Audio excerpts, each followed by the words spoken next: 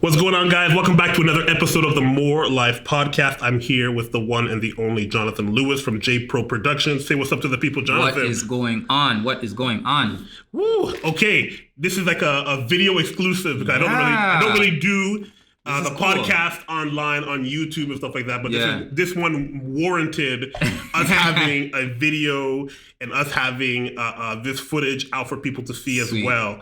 We're currently in your studio in Brampton. Why don't you tell people a little bit about yourself and what you do? I know you work with your wife. Let us know. Yeah, so my name is Jonathan Lewis, like Bart said. I'm a videographer, photographer. Main things are real estate, commercials, and weddings. It's me and my wife who run the company, Natalie Lewis, my beloved wife. We've been doing this for myself 10 years approaching, and the company has been a company for 9 years. So I kind of know what I'm doing, Bart. I kind of know what I'm doing. We've shot a lot of weddings. That's what we're mainly known for. Right now, we're in transition of pivoting right now and kind of in transition of moving the company a different route.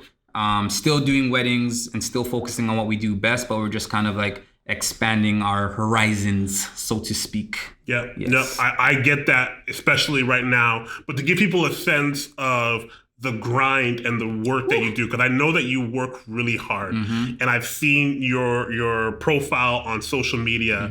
How many weddings did you shoot last year? Last year we shot 2019 we shot probably 35 weddings. I'm gonna stop you right there.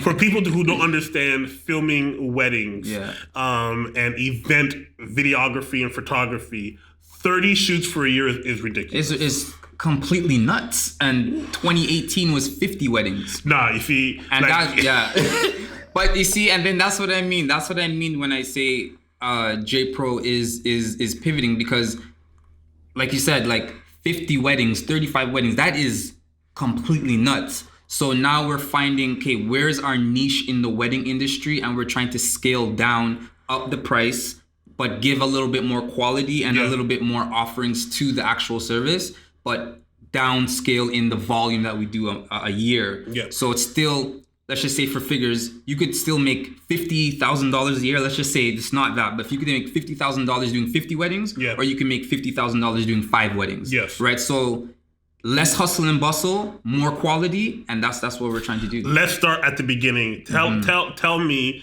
how did you start with videography? How did you grow it to be this big business? Because I know, like you said, 2018, 50, 2019, 30-ish around there, weddings.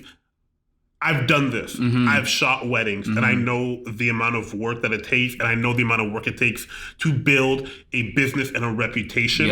Tell me a bit about that story. Oh, man, Bart, we started basically, like I say, and anytime someone asks me that question, it was almost basically like an accident. A friend gave me a camera. I was at a talent show for her, and she was going on stage, and she said, "Hold this camera, and when I go on stage and I'm presented, make sure you press the red button." Dead. Right? So that was the inspiration behind our first website, which was pressthatredbutton.com, because that's how it started. The whole company started with somebody telling me, press that red button. That makes sense. Right? So I had the camera, and she went up, they called her, and I made sure I just looked and I pressed the red button.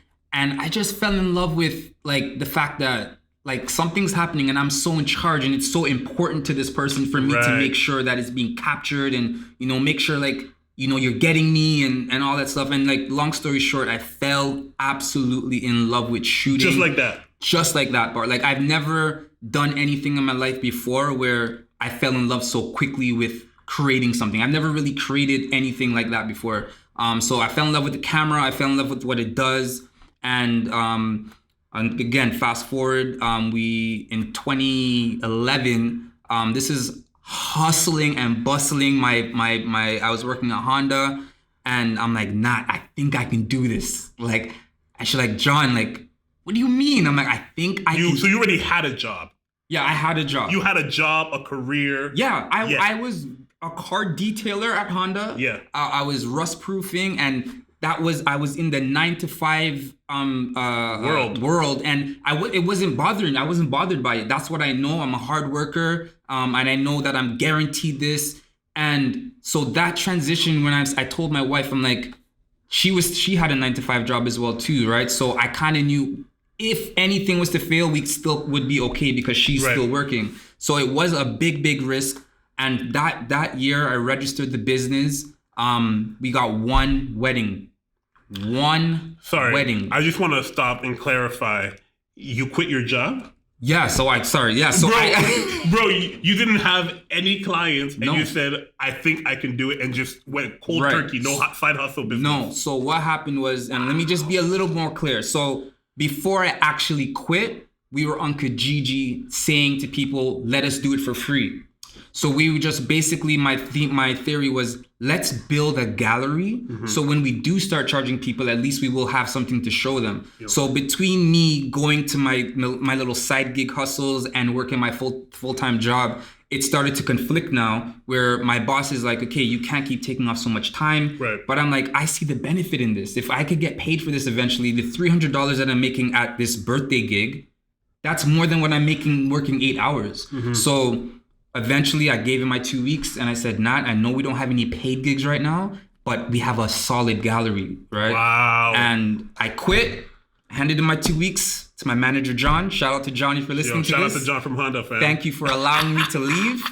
I was a hard worker. And yeah, we hustled, we knocked doors, we did everything. And that was in January. And in August. What year was that? What year? 2011. Okay. 2011. In August, we got our first booking. And every single time I say this story, I will always mention and remember Jessica and Jason from California who came. One of them were from Toronto, one was from California. That was our first booking for $300. Yes. You did a wedding for $300. I did a wedding for $300. So the deposit was $150 or $150-ish something, whatever, $350 half is. And I cried, Bart. I cried because that was the first time I got a check that was for my company, for my labor. And it was just an amazing moment. It feels good. It felt amazing. And then year 2 went, we got 3. In year 4, we got 9. Like it kept building and building and building. And we just never stopped hustling, like never. When did you, like, as you said, you weren't necessarily a creative person or a camera person. So you had to have this switch. Yeah. Did you ever, like, were there people that you were aspiring to? People that you were watching? I know YouTube was really new at that time, and that's not what it was used for back then. 100%. So, like, how did you gain your chops? Was it just by, like, School of Hard Knocks, or was it more like, yo, I need to find myself a mentor? No, so I wouldn't say that I got mentored by this person, but I did do an internship before going, like, full out with my own weddings. I did that for a year. So when I say 10 years, I've been 10 years a videographer, but the company has been a company for 9 years. Right. So I just put the both in the same thing, right? Because it's still Jonathan. At this point, it doesn't matter. It doesn't even matter anymore. It's like, I've been doing it for 15 years. Who cares? But I can't say that I've been mentored by anyone, but that time that I was doing the internship with this company, I basically said, listen, I don't want no pay. I don't want nothing. I just want to shadow you guys. I want to see what it is, what this wedding industry is, because I've been seeing stuff on YouTube. Like, this is another couple or person doing weddings. Yeah, this is a company doing weddings that I asked them, can I be an intern for this company? Yeah. And they said, okay, well, we cannot pay you right now because we're already overbooked we already have interns. I'm like, I don't want money. I just want to learn this thing. And they showed me, okay, they brought me onto wedding gigs. They give me a camera and, like, we're not going to use your footage. Right. But, this is how you would expose. This is when the groom comes in. Like, they were just showing me what a wedding day looks like. And that's all I wanted. And it came to the point where one day the owner came to me and said, listen, we've seen your hustle. And the fact that you have not asked us for one penny for so long and you've been working so hard, here's a camera. And it was a Mark III, which was my first Mark III. With a Canon Mark III? A Canon Mark 5D Mark III? 5D Mark III, which was in the iconic days, because this is 10 years ago almost. Yeah. It was a 24-105 Canon Mark III, and they gave you a lens too. They gave me the lens too. Yeah, I worked, bro. I worked. Okay, we gotta talk about that because I feel like nowadays we have this culture in terms of like never before could like. If you were ask a 12-year-old right now, what do you want to be? They're like, yo, I want to be a YouTuber. Yeah. Yo, I want to be a TikToker. Yeah. And I don't know if we have this caliber of hustle mentality because now it kind of seems easy. Yeah. The internet makes it seem easy where it's like, yo, hey, man, just do that. And you could be famous for being yourself and showing your life. And I contrast that to maybe our generation, who were both in our 30s, where if you wanted to do something, because it was so rare, like now, because of cell phones and everything, and how good they work, you almost are competing for that type of exclusivity. Yeah. So you show up to a wedding, well, I got my camera too on my cell phone. Right. And the pictures look dope because Apple, because Samsung. Yeah. And you know what I mean? So it's like you have to put the work and say, if I really want to take this seriously, I have to go and find somebody or I have to learn these skills somehow. Yeah. Where I feel like nowadays, it's like, listen, first of all, TikTok, you're basically a video producer. Yeah.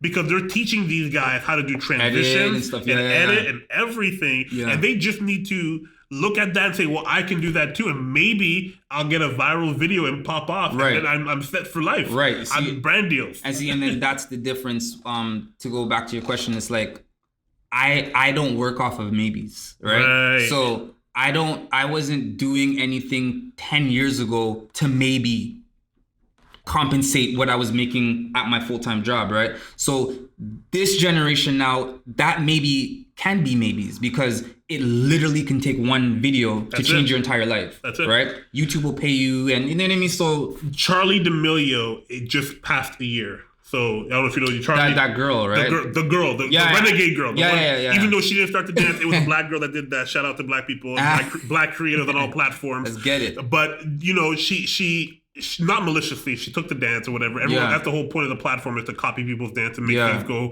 viral in a sense. But that was August 2019 when she did that and it blew up. So it's just been over a year. Wow. And she had, I think it's 44 million followers on TikTok. Right. She has a Dunkin' Donut deal where they have a coffee named after her. Wow. And she has this other, like her sister got a Spotify deal for a podcast, and her parents now have a show. That one thing changed everything about her because she was doing it before it was called TikTok. It was called Musical.ly. So it's like she was just doing her thing. That's what it was called before. Yeah, it was called Musical.ly before, and then it got rebranded as TikTok. And all it takes is one maybe, like you said, right? And everything could change. Yeah. And it's so different from the experience that I grew up in, where it's like, you want to do it. We grew up with a hustle mentality. You have to do it. Where it's like, well, if you work harder and longer and faster and better than anybody else, then you can make it, and then you can have success. But whereas today it's like, listen, man, just shoot your shot. Right, just get it. You never know what can happen. Yeah. And I think it's so good as a young person when you're young to just do as many things as you can, find your interest, find your passion, but also maybe do both. Where you're like also hustle and double down and go at it 100%. Because I feel like there's a lot of people who kind of do the first part. I'm gonna do anything, man. Why not? I might be famous. I'm young. But they don't do the other part. Or some people just do that part. And I feel like in this year of 2020, man, this new world that we live 100%. In, you got to do both. You got to have the audacity to just shoot your shot and say, yo,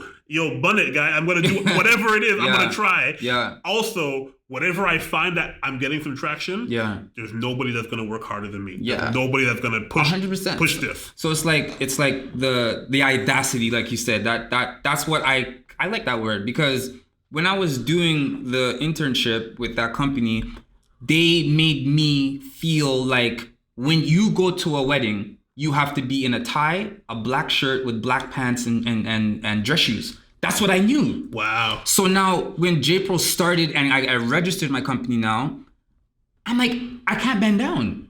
right? So it's like, I can't bend down. I can't be as creative as I want to be. So I had the audacity to show up with my own logo in just a t-shirt and jeans and some comfortable shoes because I'm going on the ground. Bro. I'm doing what I need to do to be as comfortable as possible. So I had the audacity to go against the grain, I believe. Yeah. And I started to ask, I remember at that wedding as well too, never seen this before, Bart, but I said, guys, okay, so I know we're done for the day, but I want to take a picture with you and the whole bridal party. And I'm going to be off the camera and I'm going to say, make sure you press that red button. And then I'm going to turn it to you and he's going to press that red button.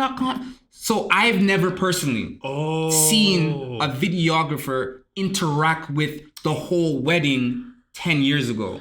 So 10 years ago you were doing that?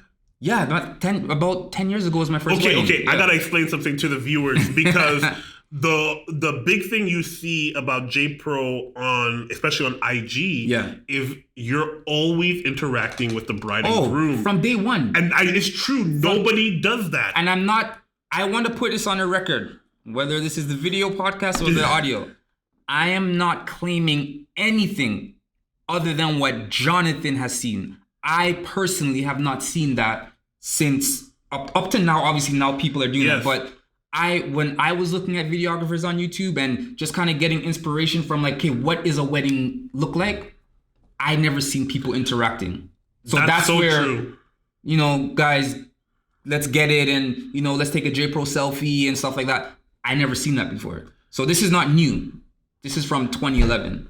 That makes so much sense because when you look at your profile and you scroll through, that's all it is. It's all it is you hanging out, whether it's an engagement shoot or a wedding shoot or whatever, with the people, and it's like you guys are friends. 100%. It's like you have that personality. That's what the branding of like your profile online is very much. Yo, how does everyone know JPro? How do they know him? Because they always seem like you know them, or like they're like a friend of a friend. Right. So I'm like, that is so unique, and I never even put those two things together. Like, you've been doing that long? 100%. I've never, since I inked Jonathan Production on the registry paper for my business, for our business, mine and my wife, it has never been a business transaction with a couple, with a client, unless they wanted that. If you wanted to just be straight business, then it's straight business. Yes. But especially when we're spending 12 plus hours with these people, I can't, it's not a business transaction. We have a consultation, we get to know each other a little bit. And you're part of an intimate part of their life, the wedding. The biggest problem, right? So it's like,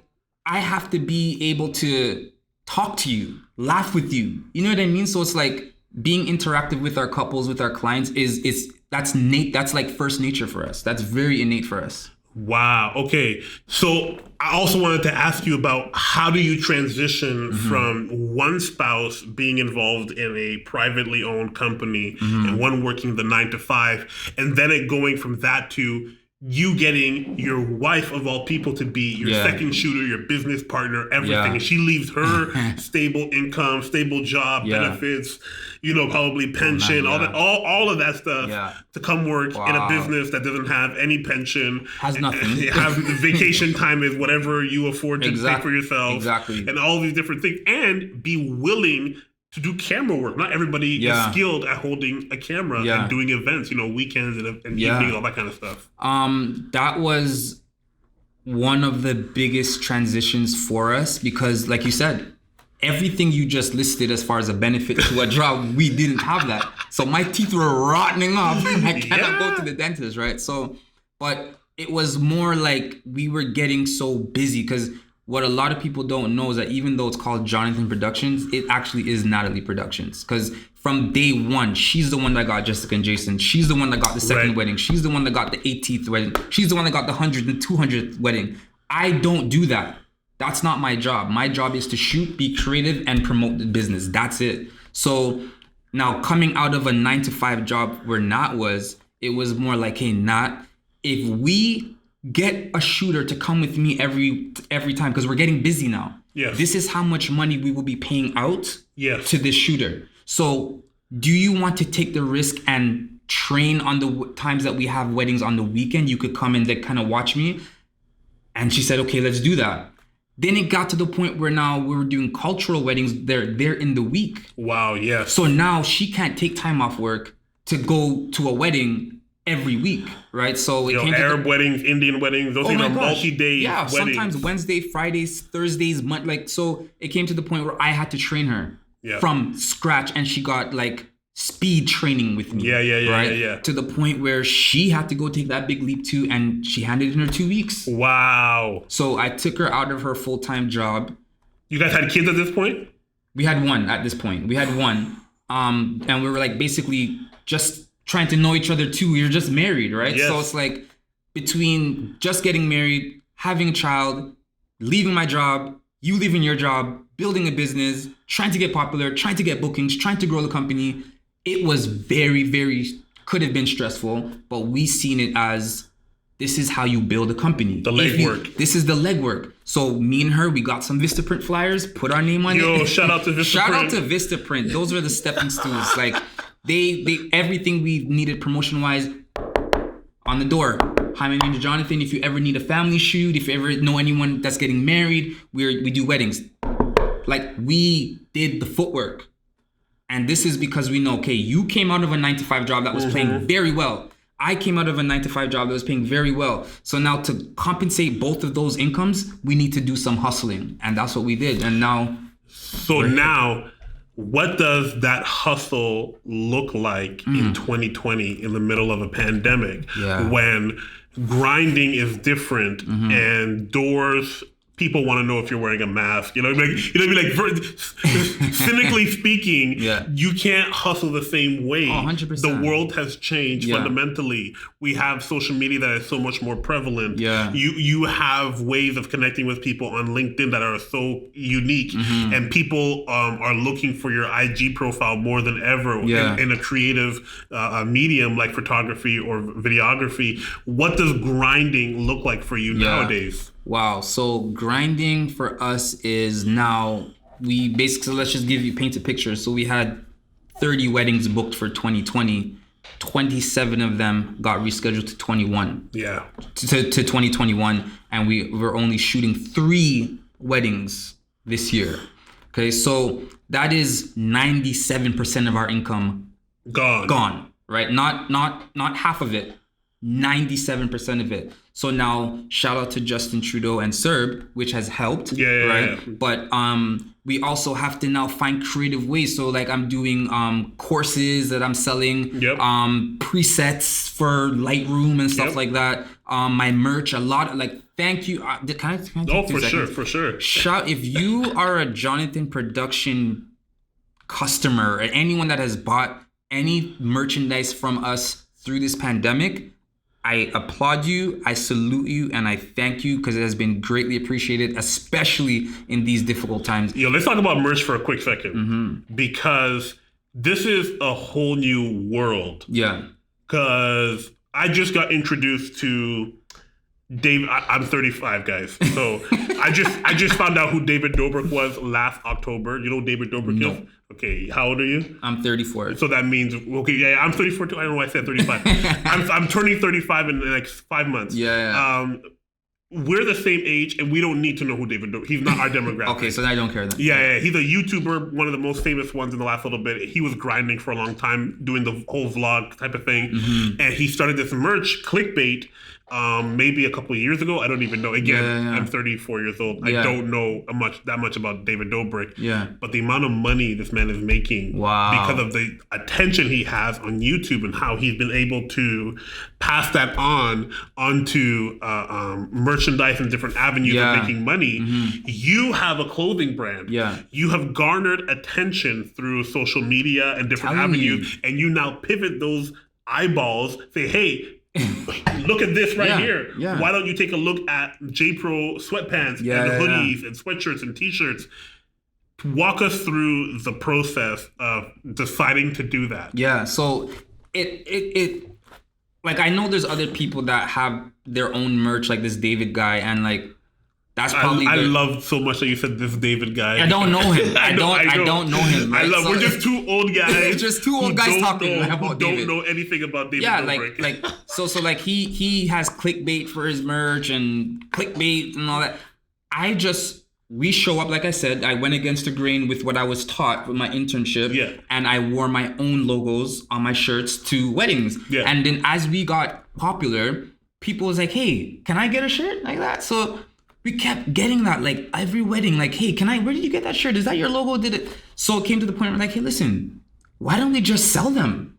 Found a supplier, put my logo on the shirt, on some pants, on some whatever. And because people like us, yes, they like the brand. Right. So if my logo was a microphone, I think people would like it because it's us. Yes. They know that I'm supporting Jonathan and Natalie's company because we like them. Yes. And I think that's where we won, because our couples really like us and people that follow us really like us. And I think that's very key in selling merch and branding yourself, is being likable. You do a good job with branding. The first time I ever heard or knew about you is because you had the MDX and you had J Pro Productions on the back, right? It said Jonathan Productions. Yeah. And I always used to, we're both from Brampton. Shout out to Brampton. Yo, we don't get any love, but we're here, okay? Yeah. I'm originally from out west, but I grew up in Brampton. So Brampton claims me. I grew up with Sandy Kennedy, the real estate guy. Yeah. I used to think that was corny. Yeah. Why did he put his picture? He's a real estate guy in the city of Brampton, on the park bench, on the bus stop, on the bus itself. And I'm like, yo, this guy's so corny. I never want to be somebody like that. Yeah. And then I started doing my own business, and you start doing your own branding, and you start seeing we can even call it the audacity again. Mm-hmm. The audacity to say, no, why would I support another brand? Yeah. When I'm trying to build something right now. Yeah. What has Nike done for me? Nothing. No. How does Nike affect my day-to-day life? No way. Right. And it's funny because I was talking to one of my friends, and I was like, this is the first year, Bart, 2020, that I've actually gone out to buy clothes. Right.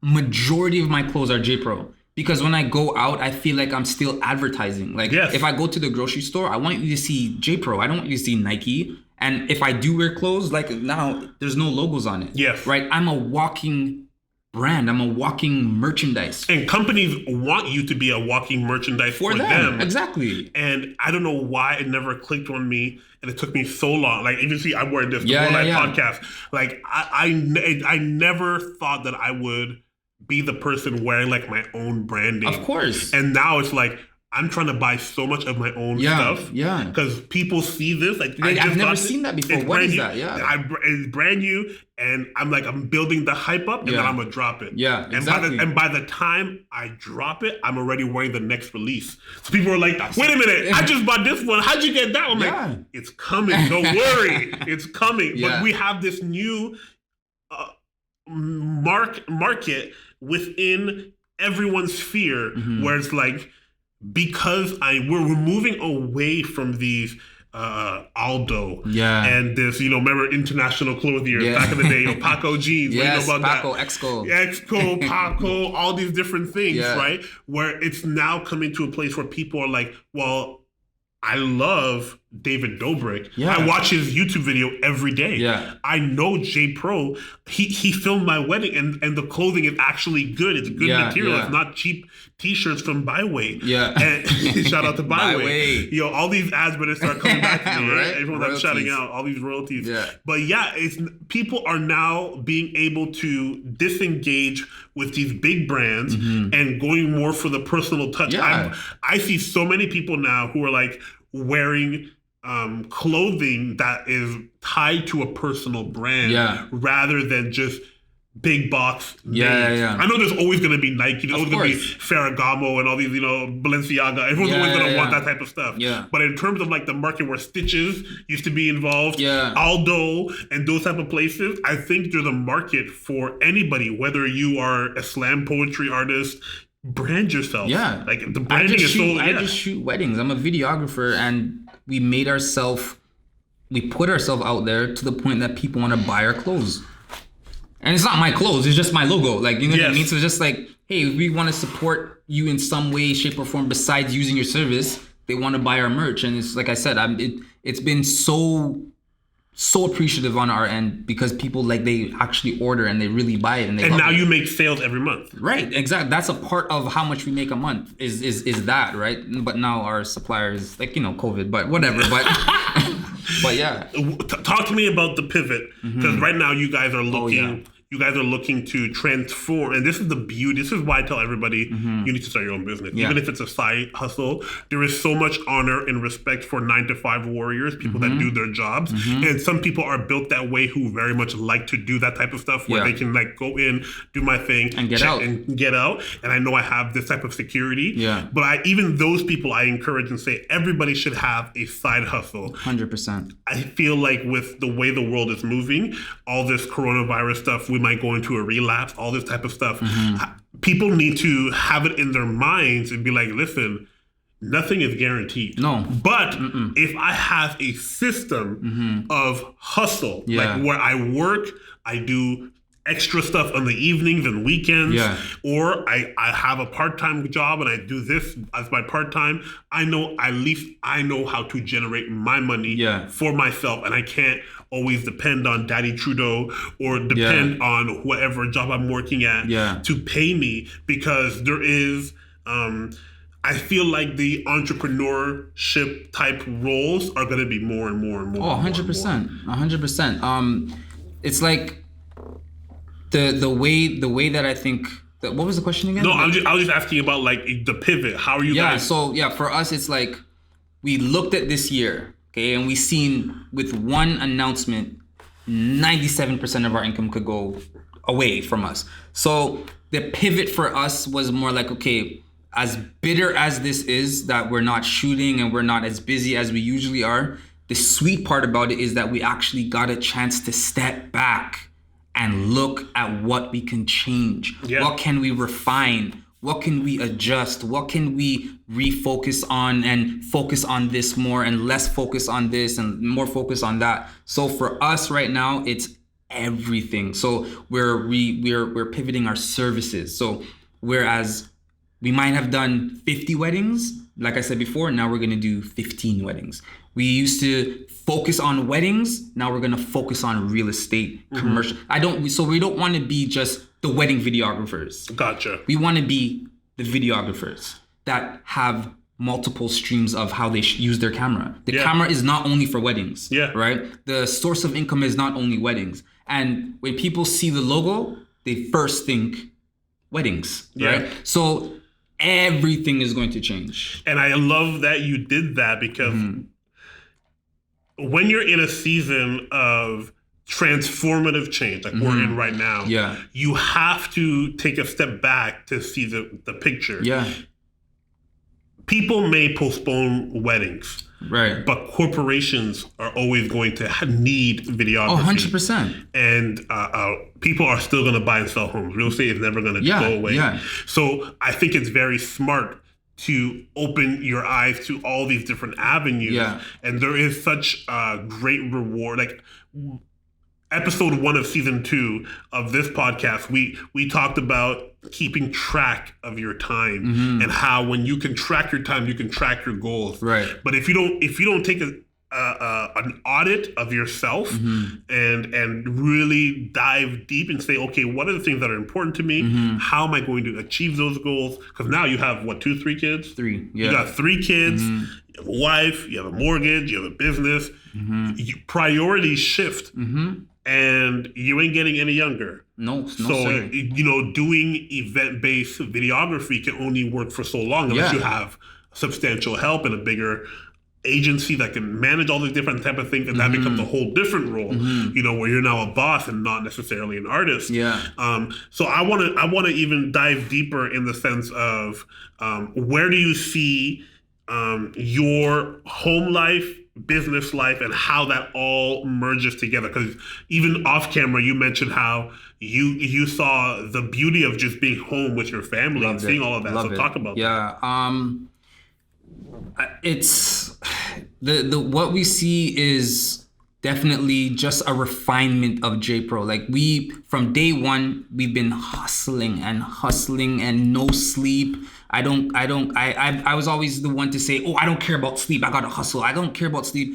And I still care about the hustle, but now I'm starting to care about the sleep, right? Because now health, family, foods, what are you eating? Because when you're working 5 o'clock in the morning from 5 p.m. the day before, you're probably going to be at a drive-thru. Yes. You're probably going to be ordering in, right? So as we're getting older, and I would say not older, as we're getting more mature, we're making more mature decisions. The growth of my children are more important than how much money I make a year. 100%. But when you only have one child and you're making a lot of money, it's like, oh yeah, okay, we're good. But then you have 2, then you have 3. Formula ain't cheap, diapers, what? Right? Then you have a studio. We never had a studio before. Right? So it was about... More risk. Right. So it's like, I think it was maybe in our 3rd year or 4th year, we got our first studio. And that was from me working in my room, then transitioned into the basement, then transitioned into the garage, then transitioned into an actual studio where we were paying basically zero compared to what we're paying now. Yes. Right. So things are changing, right? So then you buy a home. Now you have mortgage. Then you have studio rent, which is basically a mortgage. Yes. Then so everything is just changing. And now we're actually getting a chance, which we've never, I don't think if COVID didn't happen and we were just still busy, we would just be played into this system of just hustle, and just everything is the same. COVID, as bad as it is, and it is bad, and it's not a conspiracy, it is bad because people are dying for real. Whether it's because of the flu or whatever, people are dying. So this is a pandemic. Because of this pandemic, we have had the opportunity to step back and readjust the company and focus on Nat. What is really important? What do you want to do at 39, at 45? Because the 25 to 30, John, only hustle. And that's kind of your job when you're young. Right. When you're young, you're supposed to give her. 1,000 million %. And I feel, and I'm not saying that we're done, but I feel that we have done a lot. And I know there's a lot more to do. But as we're getting mature, that a lot to do is just being refined. We grew up in the mentality or in the era of hustle. Where people, that's all, like, success was synonymous with how early you get up, how late you stay. I remember even watching you a year or two ago, your videos, like, when does this man sleep? Because you were like on a flipped schedule. Hey guys, what's up? It's J Pro here. I'm gonna do a night editing session. It's like, bro, it's 10:30. I'm going to bed. And I've seen this man on Instagram as I'm falling asleep. And he's starting his editing session. And then I get up and I'm on my way to work. I'm doing my thing. And by like 9, 10 o'clock, I see J Pro. Yo, I'm just getting my Tim Hortons, yo. I'm getting my... that was real. Like that. I don't think I could do that now. I don't think my body will allow me. I don't think my wife will allow me. And I don't think my kids will allow me, right? Yes, ditto for me too. Right? So it's like I had night sessions where it's like, okay, 10 o'clock I start, 10 o'clock I leave. Jeez. That was it. And I did that like at least 3 to 4 times a week. But that is because we had that much work and we still do. But now it's like, hey, no, you will be finished within 3 days. You know what I mean? So it's like, whereas it was like, hey, kill it. But then you're also killing yourself.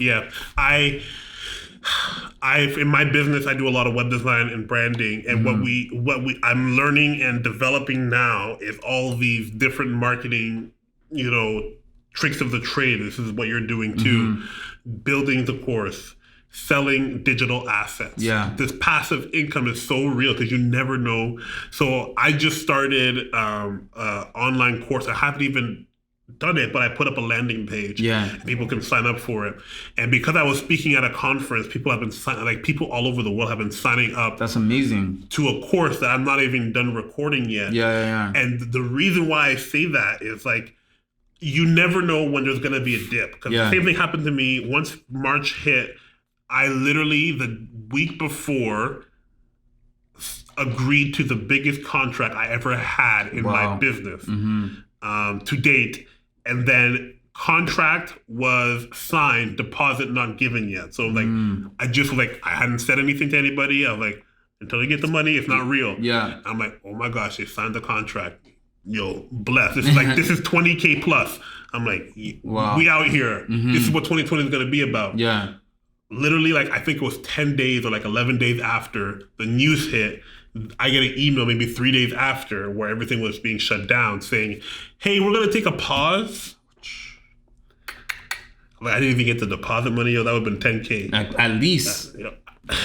Wow. I'm like, we're going to take a pause. And then you see another email and another email. I think I had like 6 or 7 people, rightfully so. Yeah. You don't know what's going to happen. Yeah. At the time, they're like, everyone's going to die. Like, at the beginning, people were like, it can live on the food. Make sure you wipe everything down from your grocery store. Like, it was going so big so fast. Like, everyone, rightly so, was canceling and being basically like, yo, we don't know what's going on. We're going to pause. And now I'm realizing, even as an entrepreneur, I thought I was ahead of the curve. I'm in charge of my own work, my own money. I could always work hard enough to acquire more revenue. Right? I can work harder. I can work longer. I can always, it's in my control. And even then I was like, man, it's not really in my control. No. How do I make money to support my family even when I'm not working? Because sometimes I can't work. I can't build a website for somebody who hasn't given me money for it yet. I could, but I don't want to. That's not how life works. Come on. Those mistakes are from your 20s. Right, exactly. And I started thinking, like, okay, this is how I started this podcast during COVID. I hired a designer during COVID. I started merch during COVID. I started promoting writing. Writing, of course, is hard. Jeez. I'm on page like 30, 35 and working with an editor, and I'm going to start filming it soon. And we started this during COVID, and I'm only going to be releasing it in October. Wow. And so that was from April to October. That's how long I've been working on this. And I feel like I've had to learn how to pivot what money is. And you know how they said, if you found enough people to buy $1,000 course or whatever, I forget how many it is per month, that's $1 million revenue stream. And okay, in my head, I'm like, okay, $100,000 a year, the sacred 6 figures that everyone's chasing for. Yeah. I had a pathway to it. I was almost there. And to me, I'm like, okay, I saw my avenue. Okay, websites are my big money mover, my big market seller, branding. I do marketing.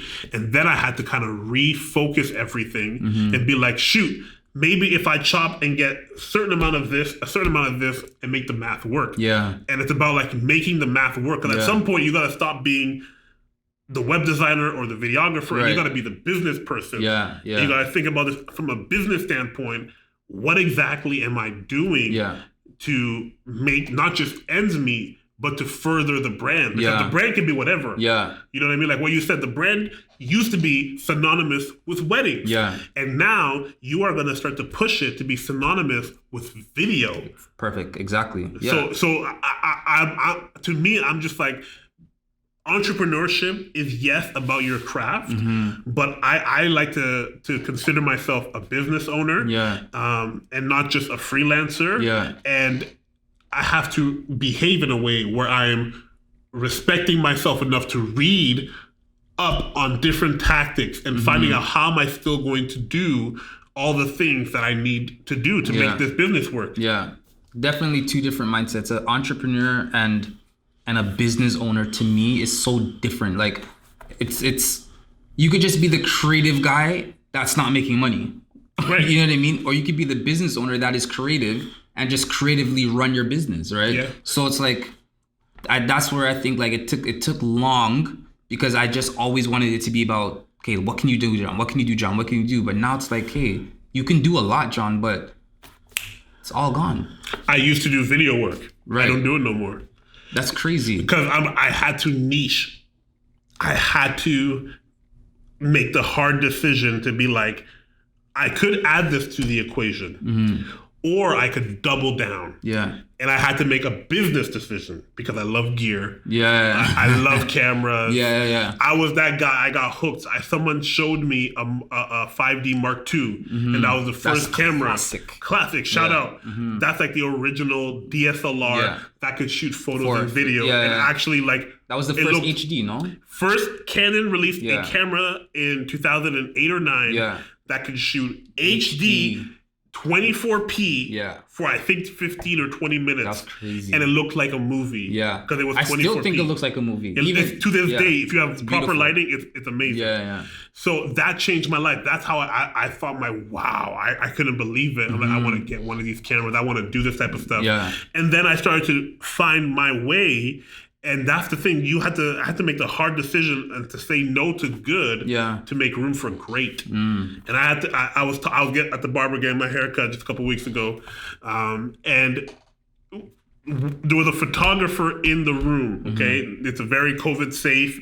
Everyone's wearing masks and all that kind of stuff. But there was a photographer in like another room who, like, the receptionist, takes a lot of photos.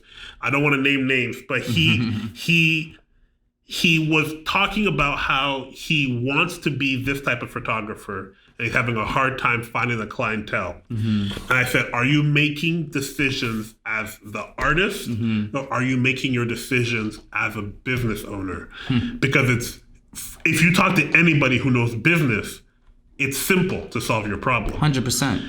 It's all in what you say yes to and what you say no to. And I had to learn the hard way, saying yes to good enough versus saying no to not good enough.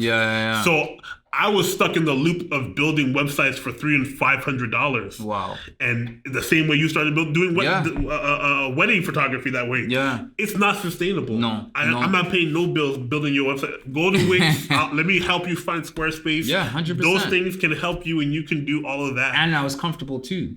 That I felt comfortable doing it for $500. Yes. Right. So, but for a time. Yeah. And then you had to stop saying yes to those people who were asking for the $500 wedding shoot and say, actually, I can't. Because if I say yes to you at $500 and then somebody else comes and says, and they're willing to pay the $2,500 that it's worth, then I'm beholden to you.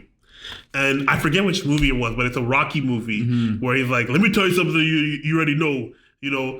It's not about how hard you can hit in life; it's how hard you can get hit.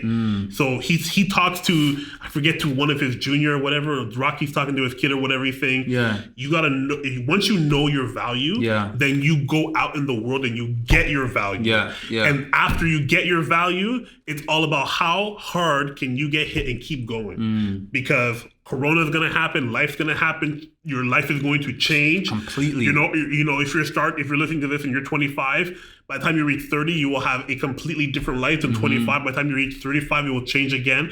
Every 5 years, you're going to be in a completely different type of place.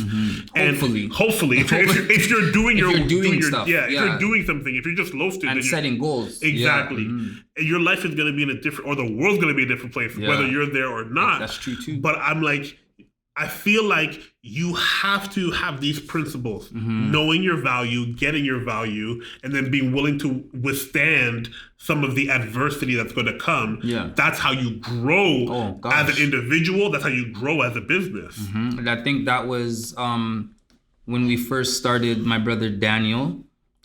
Shout out to T by Daniel and the whole. Yeah, by the way, his brother like a big time tea guy. You just look it up, T by Daniel. He just sells some little teas here and there. Yeah, he's nothing big. He's nothing big. Just a few teas, a few teas, motivational speeches, whatever. Serve the prince, whatever. Who cares? Yeah, he always told us from day one, like, John, I'm not saying that you're wrong, but when I think of wedding videography, I'm thinking thousands of dollars. Yes. And that's when we were charging $300. Yes. So I never understood our value until we started to get more experience. We started to see, okay, wow, like, how much is this camera? How much is this lens? How long am I taking to edit? That came way later. And now it's to the point where it's like, okay, I've done the groundwork with understanding my value. Yes. And now we don't say yes to every consultation. Right? We don't say, just because you meet with us doesn't mean that we're going to say yes to you. It has to be good chemistry with the couple. 100%. You have to respect the value of the work. You have to like, people used to send us videos of other people's wedding videos. But because we didn't respect, or not respect, but because we didn't understand our value, we would be editing. I would have the wedding video that they showed me. I would be editing mirroring. Okay, I'd be basically mirroring the edit because I want to make my client happy. Yes. But not realizing that you are actually disrespecting me. Yes. Because I have my own out, right? So, Yes. but unless you understand your value, then you know that's unacceptable. Yeah, there's so much to learn in terms of when you're starting a business. Understand, like I remember, you know Gary Vee? Yes. Yeah. Everybody knows Gary Vee. Gary Vee's out here, man. Gary Vee, years ago, he said, whatever you think the price is, double it. When you're starting a business. No, seriously. He's like, no, seriously. That's seriously. crazy. You know Gary, he's always like this, holding his hand. Yeah. Whatever you think the price is, just double it. Okay? and he's very aggressive that way. And it took me years. I was like in college doing the side hustle gig on the side. You know, I still had a regular job, and I would never charge people for a logo. Yeah, $150. Yeah. And I remember I wasn't until like maybe 5 years ago I had the balls to actually like, let me just double the price and see what happens. The email came back so fast. It said yes. Wow. And I was like, all this time. And you don't know when that yes could have been happening years prior. All this time I've been telling people I'll do your logo for $600. And then one day I said, I'm just going to finally do it. I'm going to put $1,200 down and see what happens. And you send it, and then literally like 2 minutes later, okay, let's go. And I was like, how much time have I been wasting? I've been doing logos for $600. See, there's a time for everything. There's a time for everything. I was grinding. Right. I didn't know my process. I didn't know my value. I didn't know any of that stuff. I was grinding. Yeah. And people, I think, confuse hustling with grinding. Hustling is like when you're just working fast, you're working hard, and you're going. I feel like grinding is like you're paying your dues. Yeah. I gotta pay my dues, man. I didn't know this about myself. So I had to grind until I figured out who I am and what my business is and how exactly am I going to make this work for me. Yeah, like, it's that's just the like difference. it's just like literally like when you're grinding something, like an actual grinder, it's going through something. And then when you see that end product, it's just all smushed up, smashed, refined. But before it was grinded, it was just this big clunk of something. Don't know what it is really. You have to go through that grinder and grinding. It's like, okay, this is who I am. This is what we do. This is what we offer. Tell the people, I know there's going to be some listeners who are young, starting out, who are especially in this space, photography, videography, very big. Everybody now is a videographer, and like, I don't even tell people that I'm a videographer or photographer, even though I know everything about my camera inside and out, because I know that that's someone's profession. Yeah. But nowadays, you know, my 14-year-old nephew is a photographer. Yeah. Because whatever, fam, I got this iPhone and it has an HDR. Yeah. So get at me, I can do whatever I want. So what would you say to young people who are starting out in this industry who are like, okay, I want to be an entrepreneur. I want to maybe do photography and videography. Yeah. Everybody's doing a style shoot. Everyone's doing, you know, if you look on Instagram, your brand, even if you have nothing to sell, is how good your photos are. If you go on Facebook, everyone's posting the best of their photos. What would you say to somebody who's trying to get into this space? You see, I'll tell you right off the bat, I am kicking it back old school. Do it. Stop researching. Stop dreaming. So good. Stop it. Just make your dreams. Wake up. Yeah. Just wake up and make your dreams a reality. Like, so and I know that's such a cliche saying, but in what I'm saying as far as make your dreams a reality, stop dreaming. Yeah. I'm not telling anyone to dream. Wake up, go and do it. Everybody listening to this podcast right now, this is inspiring them somehow as far as starting something, as far as especially this space that I know, videography and photography, you have friends. Yes. Grab one of your friends and go outside and use your camera. Yes. You know what I mean? That's how I got my wife to start. Go get the kids and go record them. Go find out how to properly expose them. When you find it, okay, so now let's say you've skipped all that. John, I got it. Bart, we understand. We have our friends. We have a gallery. Promote it. Yeah. Promote it. Put it out there. Use some money and advertise yourself on Instagram. It is a couple clicks. If you just have all this beautiful art and you're just depressed or how do I get this out there? How do I get clients?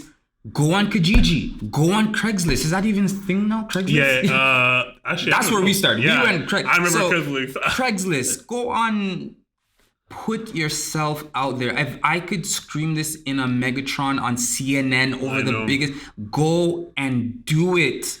Everybody that is inspiring you somehow in some way, shape, or form, the only reason they are ahead of you is because they went out and they've done it, and you're just seeing them years or months or days later. But they had to start somewhere and they had to do it. Same thing I would say to you, whoever's listening to this, go and just do it.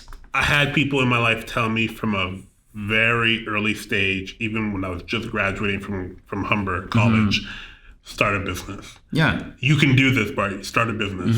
And 24-year-old Bart was too dumb to realize, because again, in school, they sell you the idea, especially as a designer, that's what I went to school for, that the only way to be successful is to work at an agency. The only way to be successful is to work a corporate job.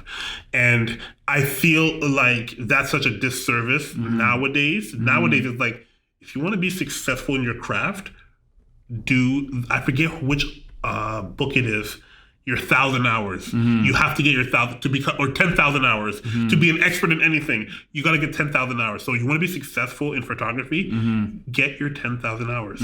Start taking pictures. It's not about who you work for. It's about, are you using the camera? It's not about, if you want to be a welder, get your 10,000 hours. Whatever it is, go and get the experience. 100%. And irregardless of the platform, irregardless of whether it's a paid shoot, just hold the camera, know how it feels, know where every setting is, all those different things. And I wish I had that in my life, because it's such a different mindset. And I think, for the most part, younger generations, people coming out of college right now, they've seen that. Yeah. They understand that more than maybe we did. I feel like somehow I missed out on the internet wave. Like I was like one of those older millennials who didn't get it all the way until I was older. Yeah. I was like, I had YouTube since it started in 2009. Yeah. I wasn't really using it for anything. I was using it to just study. Yeah, like, you know what I mean? So like watching skateboard videos, fam. Yeah, all I could say is this. If you are in school for something and you're not seeing your way as far as, okay, this is what you really want to do after school, then you don't want to waste your time when you could be spending it in experience. Yes, experience is gonna be valued way higher. More valuable than a paper that says you graduated. Yeah. And I'm not discouraging school. But I personally, again, and even in my classes, your bachelor's of English, what are you gonna do with that, man? You know, so like even like for film school. Yes, right? It's true. It's not that I wouldn't say come out and go into the real world, but I never went to school. I'm self-taught. Yeah. Nobody showed me anything as far as me paying a fee and like, hey, you can't stand up and show me to be creative. That's something that's innate. You have to find your own creativity. You have to find, how do you learn this thing? Yeah. Whether it's camera, photography, whatever, how do you learn? And you have to find what is creative about you and then practice and then go present yourself to the world. Man, this is so good. Guys, I want you guys to hopefully take note of this and to hear the message. This episode has been encouraging to me because I just want people to realize that the opportunities are absolutely limitless. Oh my gosh. Even in the middle of a pandemic, even in the middle of a season where things are just so transformationally different. But we have now more tools than ever before. We live in the greatest time in history that ever lived. You know what I mean? So our cameras are amazing. Our phones are amazing. We have the internet. We have social media. An 18-year-old, a 15-year-old can start a business. You can be famous on YouTube. Yep. You can be a full-time job as a gamer. All these things are possible now. But it's a matter of putting the effort in, and it's not just hustle, but it's grinding and get your hours in and get that respect and start to promote yourself for what you want to do. John, tell people where they can find you. www.jonathanproductions.ca. Find me on Instagram, Jonathan Productions Inc. Follow us. Watch all the crazy things that happen live at our weddings, at our events. I post, Bart, you know. I know. I post everything. I post what I'm eating, when I'm sleeping, when I'm editing, when I'm sleeping while editing, when I'm editing while sleeping. go follow us. That's how you know this guy's 34 years old. He said www. Nobody says that no more, fam. That's how you know what age bracket we're in. I didn't even realize that. That's like saying your area code, back in the... I'm 24. I'm 24. Yeah. This has been the More Life Podcast. Catch you on the next one, guys. Peace out.